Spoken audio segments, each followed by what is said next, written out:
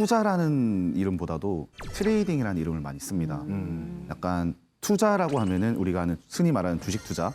주식 투자 같은 경우에는 우리가 보통 이제 뭐 삼성전자, 뭐 하이닉스 이런 것들을 사서 한 몇 년씩 이렇게 끌고 가잖아요. 기업이 성장하는 것을 목표로 보면서. 근데 사실 비트코인은 기업이 아니에요. 코인은 실체가 없다라고 저는 생각을 하거든요. 저는 그냥 돈을 버는 시세 차익을 내는 매개체로서 이 코인을 사용하는 거지 여기는 투자라는 용어가 좀 어울리지 않는다. 그렇게 생각을 합니다. 그래서 저는 그냥 단순 얘가 오를 것 같다 하면은 사고 그래서 오르면 진짜로 팔고 이 행동만 반복을 하는 트레이딩을 하고 있고요. 그러다 보니까 예전에는 정말 큰 돈으로도 많이 굴렸었어요. 10억 단위로도 굴리고 그런데 이제 그렇게 하니까 손실을 볼 때 아픔이 너무 크더라고요.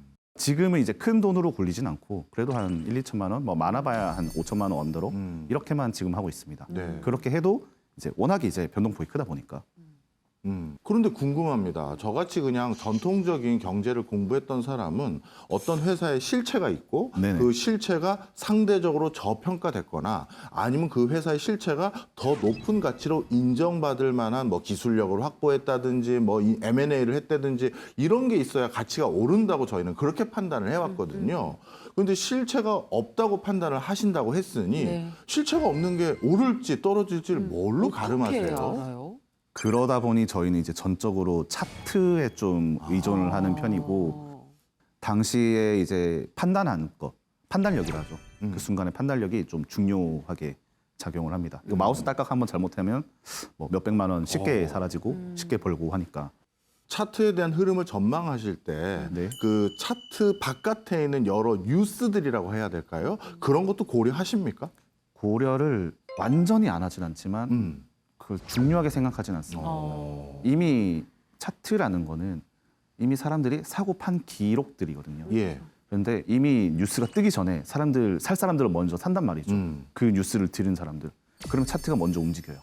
조금씩 막 올라가면서 밑에 막 거래량이 막 뜨면서 그러면 얘네 뭐 있다. 그러면 이제 그때는 그 차트를 보고 들어가는 게 저는 지금은 조금 더 마음이 편합니다. 그럼 지금 5천만 원 이하의 투자 자금으로 비트코인을 상시적으로 트레이딩을 하고 계신다는 네네네. 말씀이신 거잖아요. 그럼 올해는 수익이 얼마나 올해는 되셨어요? 매달로 따지면은 그래도 매달 한 2, 3천씩은 벌었고 이야. 그렇게 해서 쌓인 노하우로 봤을 때 비트코인 투자의 장점과 단점은 뭐라고 생각하세요? 첫 번째는 일단 24시간 할 수가 있습니다. 그게 장점입니까? 저 같은 경우에는 당시에는 이제 9시에 출근, 6시에 퇴근을 하는 회사원 생활을 하다 보니까 그럼 주식을 할 수가 없었어요. 왜냐하면 9시부터 3시 반까지 하면 장이 끝나니까. 그래서 더 집중을 할 수 없는데 이제 퇴근을 하고 비트코인을 볼 수가 있더라고요. 그래서 밤에 이제 퇴근하고 공부를 많이 할 수 있었다. 그래서 저는 이걸 좀 장점이라고 생각을 하고요. 두 번째는 상한선이 없어요. 주식 같은 경우에는 30%가 상한선으로 제가 알고 있는데 예. 하루에도 100%, 200% 오르는 친구들도 있거든요. 그러니까 조금 저 같은 경우에는 아까 말씀드렸다시피 처음에 1, 200만 원, 뭐 300만 원 정도의 정말 소액으로 시작을 했다 보니까 이게 2달 만에 1억이 되는 거는 이 비트코인 시장이 아니었으면 못하죠. 못하지 않았을까라고 생각을 하고요. 그리고 이건 정말 아직 진짜 호재인데 25년까지 세금이 없습니다. 세금이 없어요. 그게 진짜 너무 크더라고요.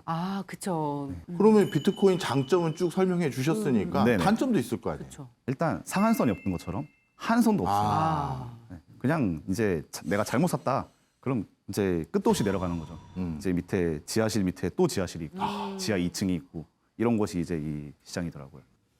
그리고 이제 코인 같은 경우에는 사실 실체가 없다라고 저는 생각을 하거든요. 주식은 사실 그 회사가 있고 회사에서 주식을 발행하는 거잖아요. 그러다 보니까 회사가 일을 잘하고 회사가 성장하고 기업 가치가 커지면 이제 주식 가격이 올라가는 이런 시스템이고 그리고 주식 같은 경우에는 이제 전자공시 시스템이라고 하죠. 여기에 이제 항상 보고서를 올려요.